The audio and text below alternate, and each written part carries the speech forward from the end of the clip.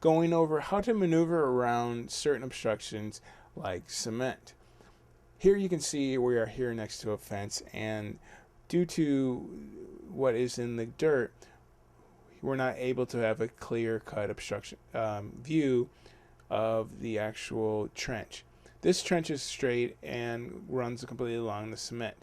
With most cement, you do not want to break away the cement, as this was newly laid cement for this property.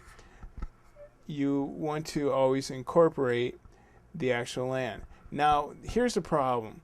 Need to get our piping from the left side of that slab of cement to where we are now looking into this mini trench of a system.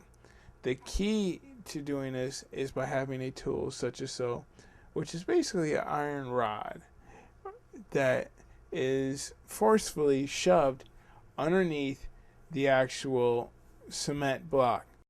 You can see the example of the hole that was further widened from the metal piping that we had to use to clear the PVC piping. And the hole isn't large, as we just need enough room for that PVC piping to go ahead and enter and exit out the other side. I'm Fernando, and you're here with Expert Village.